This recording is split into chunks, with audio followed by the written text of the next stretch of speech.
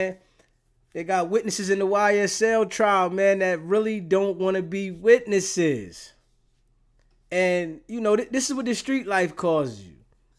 When you be a part of that street life and you're involved out there in them streets, and then you want to cooperate when you want to cooperate, but then you think that when they want to use your cooperation, that they not going to come get you, you get put in these situations here. Man, I'm going to play this video of the witness at the trial.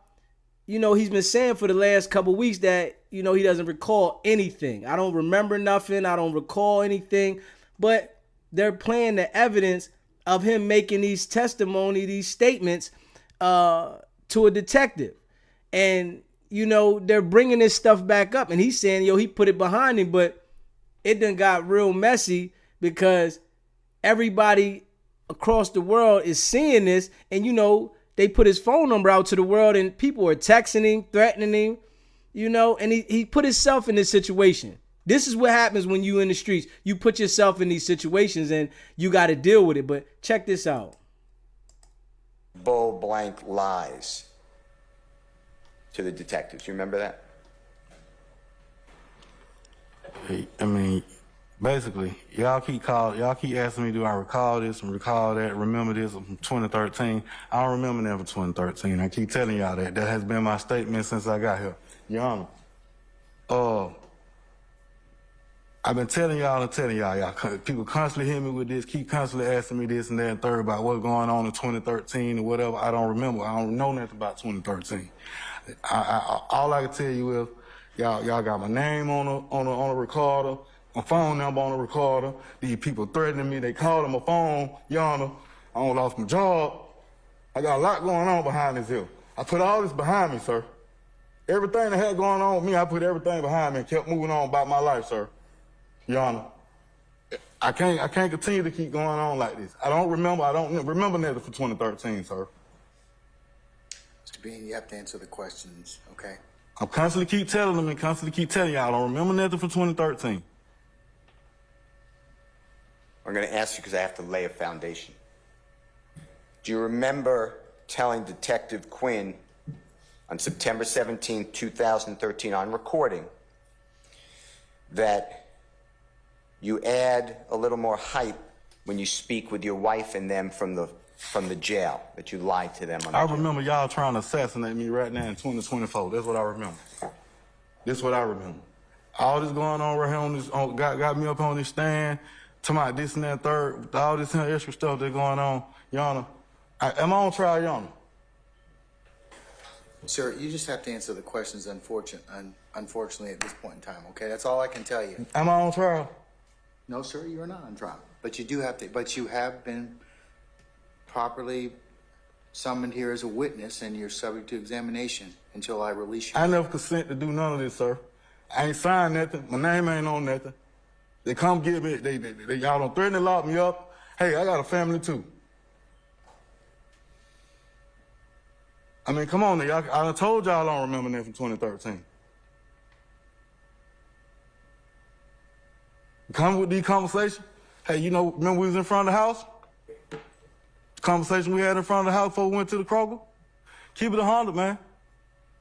With yourself. I can't hear you, Mr. Bean. Can you take your mask off if you wouldn't mind? Keep it 100 with yourself, not me. We had a conversation in front of the house.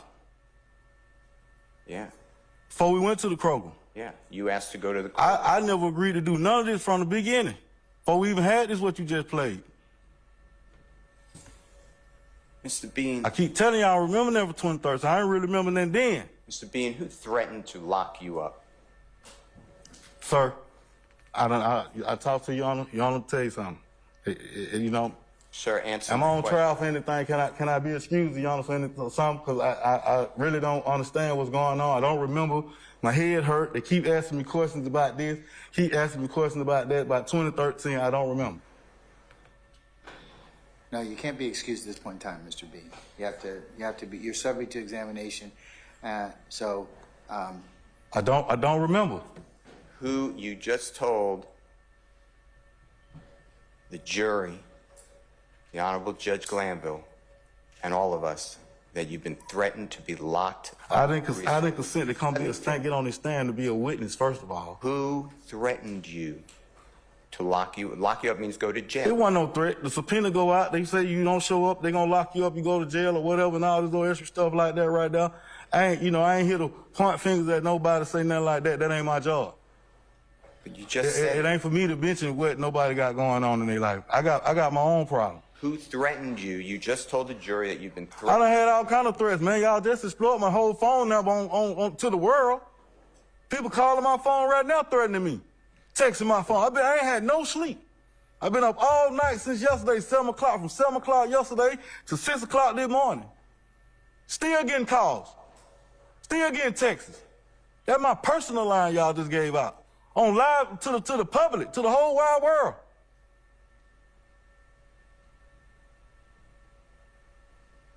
Who threatened to put you in jail, Mr. He's answered that question already, Mr. Steele. Let's move on from that. Do you remember telling Detective Quinn on September 17, 2023, that when speaking on a jail-recorded lines for your wife, I'm visualizing the story, trying to make it all one. You know what I'm saying? I ain't telling them a lot. A little shenanigan, be bold blank. You remember saying that? Ms. Love already asked me 1,001 questions. I told her I don't recall nothing from 2013. I don't even recall the conversation really that me and you even had. If somebody else push up on me, ask me questions, let somebody else come to. I give them a story too. Everybody gonna keep asking me questions. I'm gonna move on with my life, man. I ain't got time for these games. Y'all done assassinated me, man. Hey, it about time for some actions now. Do you remember? I'm all on all these blogs, all these channels, my face all over the news, everything like that. Keep on asking questions. I'm telling you, I don't recall. Okay, well, I just have to ask you these questions. Do you recall telling? Hey, man, when you put yourself out there in the streets and then you go to cooperate with the police, don't think that you just gonna be able to tell them a story and it's just gonna go away. They don't care about your life, if you live or die. They care about getting a conviction. The game is played their way. So when you involve yourself inside their game, you gotta expect that you're gonna have to be a witness. If you think that you gonna run the streets and tell what you want to tell when you want to tell, and they not gonna use your statement in a serious situation that come about, you got the game twisted. You got another thing coming. And now that he put himself in this situation, in which he did this 11 years ago, talking to the police, he built a relationship with a detective, and now it's all coming back to haunt him. He probably thought that this was just going to go away by him making the statements to the police. He probably said, if I tell what I tell now, whatever situation he was in at the time, that it was going to go away. But now this situation is bigger than that. And now they go revisit your statement that you made to the police and use it in a major case where they got multiple people on trial for something. This should be letting all the youngins know. All the youngins should be watching this, man. To let you know that image that you put out there, that tough guy image that you think you handling in the streets, this is the end result. Either you gonna be on the opposite side or you gonna be on the side he's on. There's no win-win with it. You might be having fun and enjoying the moment at the time and thinking that you doing something, but at the same time, this is what's going to come out of it, man. And he thought that he was going to get on the stand and just say, I don't remember, I don't recall, and that was going to be it. No, they're going to keep asking you stuff, keep playing things back that you said because they're trying to establish their case. And at the same time, Thug's lawyer is trying to prove that you lying, which he's admitted that he just makes things up. He's admitted to lying to get out of situations, which most people that are in the streets that get put in these situations, they'll lie to get out of a situation. But being as though that you was involved in these situations, they use your testimony because you was around these situations. Even if you lying or telling the truth, it feels like you're validating their point because you were present around these people. So, like, you got to watch who you hang with, man. And everybody that's playing that tough guy role out there in the street, like, most of them going to tell. 90% of those people are going to give you up in a situation because they don't want to go to jail. You think you got those type of friends and y'all calling gang and we crew and this my boy. When them situations get real heated, majority of the time, out of that group, it's going to be multiple people that fold. Because like he said, he got a family. He don't want to leave his family. People don't want to go take that time off the street. People be looking at the situation as if I'm going to get out here and do whatever I want to do in the world and I don't got no consequence for it until these consequences hit you. Then you want to talk your way out of the situation and tell on somebody else and think that that's just it. When it's not, man. And I'm going to play another video from the prosecutor when they was going back and forth on the situation where as though the prosecutors was going back and forth with the attorneys. And, you know, in this situation, this is why, though, they won't allow black people to really have a big position in the world. And when I was Googling, right, there's only about 48 million black people in the world. There's about 48 million black people in the world, right? And there's 250 plus white people. When you see that the black people have control of this courtroom, right? And you see that it's a mockery of the system, this is to show you that this is why they won't allow black people to have no position. They not allowing you to run anything. Because when they put you in these positions, y'all don't know how to keep order. Ain't no way that they should be showing this side of nonsense in this courtroom. And I'm going to play this video where as though I caught this on here where they was talking about the outburst. And, you know, the couple things I was looking at. But it's like out of control. Go ahead and make the statement in contravention to what I've just told you. And I'm telling you that you will have some problems in front of me. Judge Earl Glanville getting so heated, he threatens a defense attorney from the bench. Hi, I'm Michael Bryant, and we are bringing you this week's top 4 outbursts in the case of Young Thug out of Atlanta, Georgia. The rapper, along with 5 co-defendants, charged with a slew. And when y'all see this, right, when you pay attention to the conversations of them going back and forth, you're going to see why we don't have no position. When we give us these little positions right here, they think that you're doing something, but that's just inside of the community. Go ahead, the community's already wrecked anyway. It's a wrecked community anyway. So we're going to put these people in this position so that they can look like a fool as well, because they all look like a fool in this situation. That's a legal term. A slew of gang-related crimes connected to the alleged street gang YSL, also known as Young Life. On the other side, the defense says, hey, YSL is actually a record label called Young Stoner Life with themes surrounding tough life circumstances. And as somebody from the streets of Sunnyvale, California, I know tough. It can be tough. So what you just saw was the judge yelling about an argument brought on by Young Thug's defense attorney, Brian Steele, regarding the testimony of Adrian Bean. His testimony has been ongoing for weeks as prosecutors try to put Young Thug and other members of YSL at the scene of a shooting and high-speed chase from back in 2013. Now, on Bean's cross-examination, Steele wanted to ask him about an interview he allegedly had with a detective, telling him to name-drop Young Thug if he didn't want to get in trouble.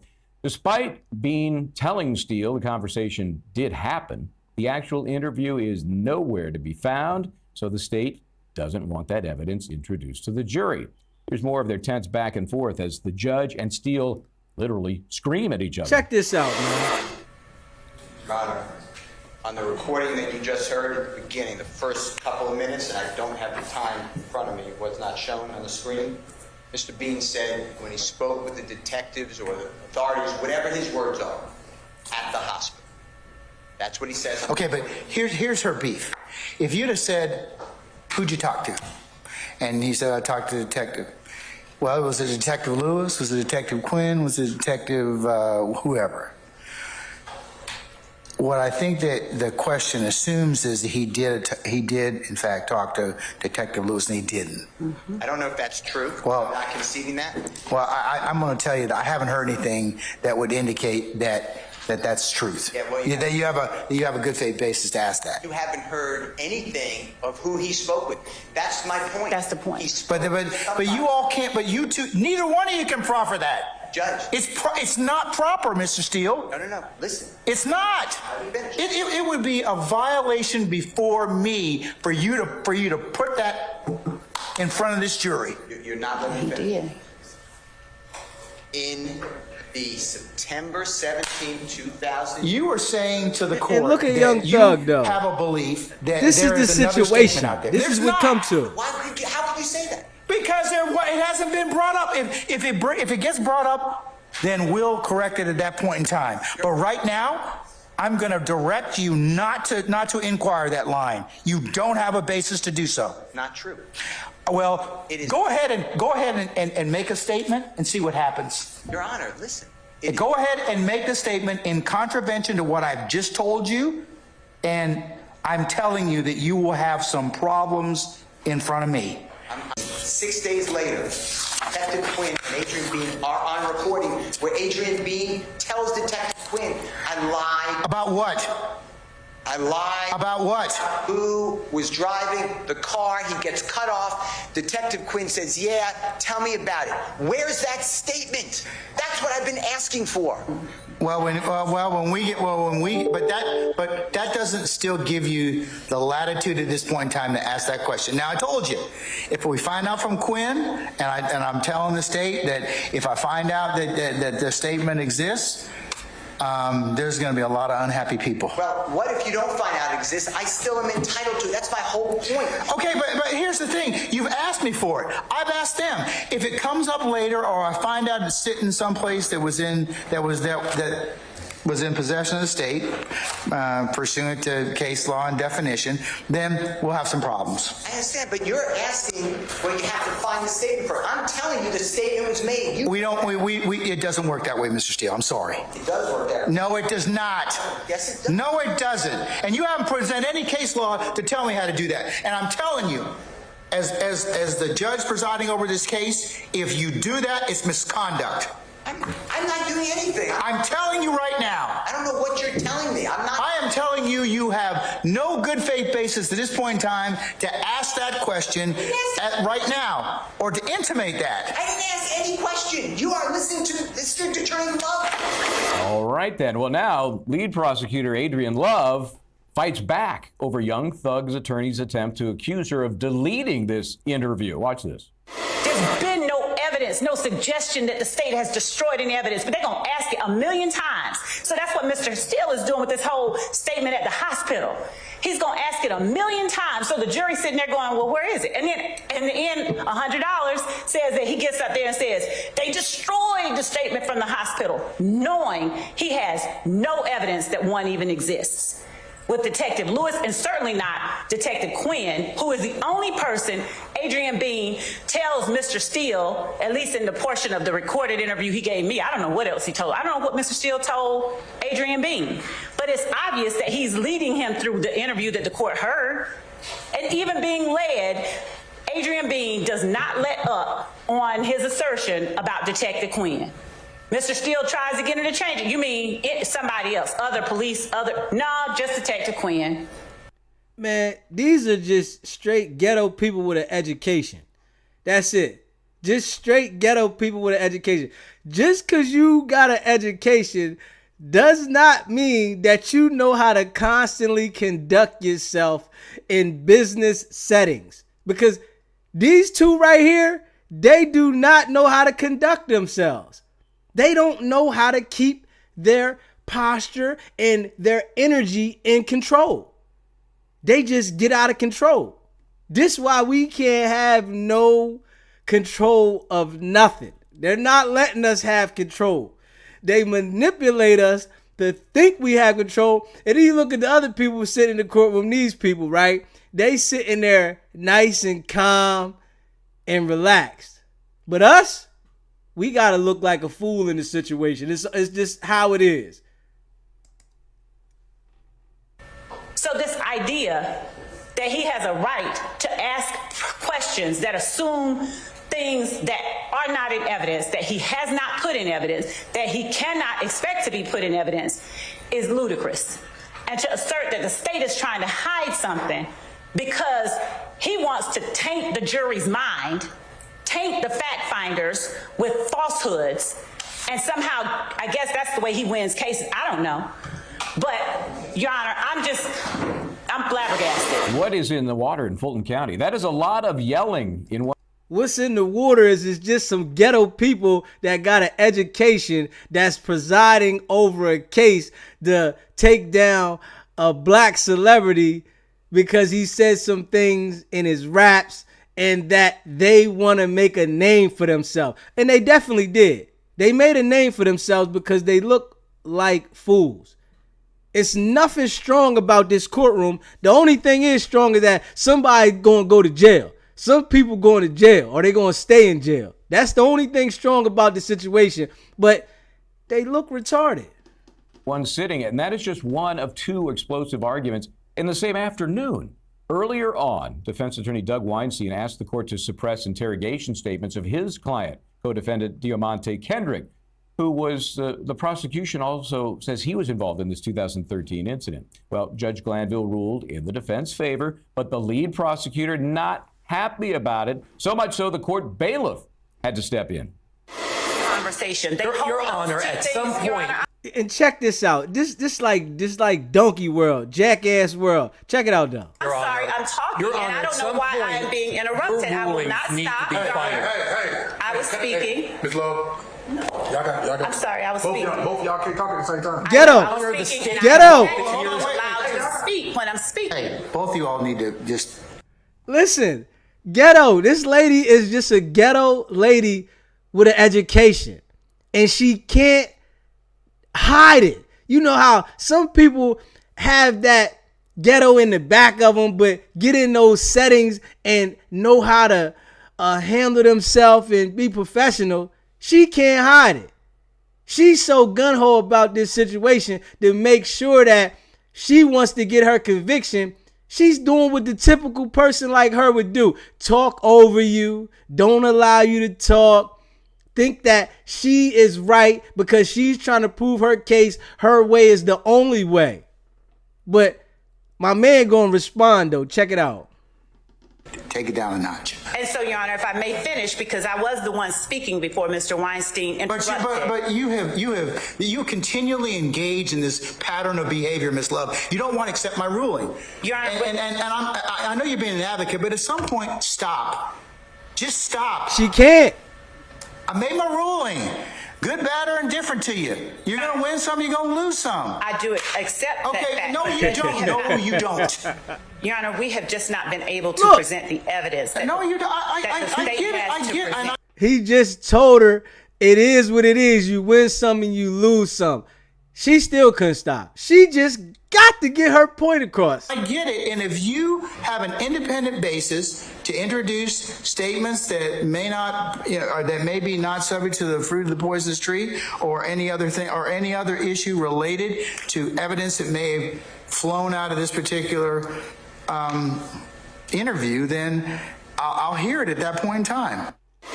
And following that argument, Attorney Weinstein gets back up on the podium to seemingly insult the lead prosecutor and the judge. Your Honor, I apologize for interrupting the state earlier, but And you hear what he said? The white guy is just going to get up here and insult them because he knows they look like fools up here. They have no order in the situation. The prosecutor and the judge, they're basically on the same squad for the state. But the judge has to play like he's playing his role in the situation when things are being challenged. But you can see that clearly he's going with the prosecution majority of the time. Now, this one time he's telling her that, no, it's not going to go that way. She flips out. But dude going to talk crazy to both of them because he see how they look. They look like fools. the state can talk the ears off a donkey. This continued filibustering has got to stop so that opposing counsel can speak. Your rulings at some point have got to be final, Your Honor. Whether you hear from Detective Thorpe or not is irrelevant. He requested his lawyer, he invoked his right to not speak anymore, and I don't care what schmoozing Detective Thorpe did out at the Sally Port, taking my client off camera. I don't know what went on down there. I don't know what self-serving, well, I have some idea. I don't know what self-serving statement Detective Thorpe could possibly give to this court that would cause the court to change their order. This continued going back whenever the state loses in this case has got to stop at some point, Your Honor. Thank you. Okay, boy, that's a lot. Hey, listen. He said a whole bunch, and it was quiet after that because they both know that they look like fools. The prosecutor is so upset when the judge makes a ruling on certain things. She knows that if I keep coming back and saying what I want to say, the judge is going to change his ruling. And that's what he's been doing the whole time, this whole case. When things have been presented and the defense is saying, well, Your Honor, the law is saying this, and they point out their point of view, the prosecutor, Miss Love, comes back with these strong arguments and, kind of hostile with it. And then the judge says, okay, well, the defense needs to present this by this time and have this so that it can be secure that when he made his decision, it'll stay that way. But until then, it's going to go back the other way. That's like showing how weak the judge is. Yes, he's a judge and he has authority in that county and he presides over this case, but the judge is weak. Marshmallow. Like a judge in a position of a case like this, when he makes his ruling and says what it is, that's what it is. You don't allow someone to come back and just persuade you every single time you make a decision to change the decision to fit the prosecution side. I'm saying maybe the judge feels that Thug is guilty already. All these guys is guilty in the situation. Maybe that's how he's looking at the situation. And we can understand maybe that's how he feels. But the law is the law. That's one thing it is. If the law is saying that this should be a certain way, then it should go that way. Not allow the prosecution to come up with reasons for it not to go that way. That's why what I do say is there is a lot of appealing issues in this case. Thug has a lot of issues that he is going to be able to raise on an appeal. So they might find him guilty in this situation, but he has so many appealing issues that he's going to give the case back because it's messed all the way up. This is not no solid to the point case. This is a case that's just all over the place where people are trying to get a name off the situation, which they have already done. But the prosecutor wants to rep that I got Young Thug convicted. That's how things in life go. People want to get a name off of things. Everybody's doing things for validation. They want to say that I was the one that did this. You remember that case there? That was my case. So they get brownie points from it. One afternoon. I'm exhausted. Going to bring in criminal defense attorney Serena Townsend here to break this down. I could see you doing this exact same thing. You're just Talk the out ears of off a control. donkey. It's one thing for the judge to try to command his courtroom, and he's trying, but at a certain point he's got to do. He's got to drop the hammer on these folks. He does. Obviously, they're upset with his rulings, but his rulings are his rulings. It is what it is. Part of being an effective prosecutor, part of being an effective defense attorney is knowing your audience. And unfortunately, I actually think that the prosecutor had some good points and that she probably should have been allowed to bring out some of that testimony. But the way that she presented it and the way the judge was hearing it, she was never going to win. So she needed to just kind of stop. So how do you fix this? Once you've set up that chemistry, that coexistence, it's hard to break that because he's going to be defensive every time she says something. She's going to be defensive. How does that work? It's like a bad marriage. It is. And a judge is supposed to be cool and calm no matter what and not take it out on any of the attorneys. But the truth of the matter is, when you have that bad blood in there, it is hard to kind of tame it after a while. And again, in order to be an effective advocate, you need to know your audience, whether that's the judge, the jury, both. You need to be able to talk to people the right way. Whether you're right or wrong, it's all about how you present it. And this case, it continues to then continue. All of this stuff we just saw, the jury's not involved in that. Right. It's like the jury does a drive-by every day and gets maybe a snippet of evidence. Boy, what a tough jury to be on. So God bless you folks on that jury. Hang in there. This thing could last into 2025. I'm not kidding. That's been one of the estimates. Okay, let's take a break. Yeah, the case I think is definitely going to last into 2025. And how he says that the jury is not seeing it. The jury probably isn't present for these back and forth discussions and these legal things. But the jury is going to see these things online. You tell a person to not pick up the internet for a whole year, that's not happening. That's not happening. Somebody's going to pick up the internet and look at the internet. That's just how life goes. The internet is a part of our life. We're going to watch the internet. We're going to look at different things on the internet, and that's just how it is.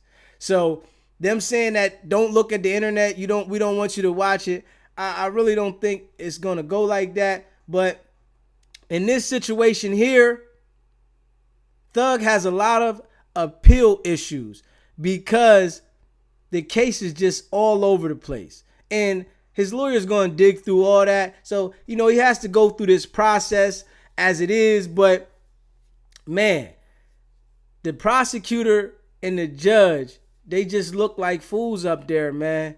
There's no order in the situation, man. And when they go back and look at the situation, they're going to look at it like we was all over the place in that. And I'm sure they've been doing this for a long time. But to have this type of magnifying thing on you and you get to see it later on, like, hold up, we was out of control, man.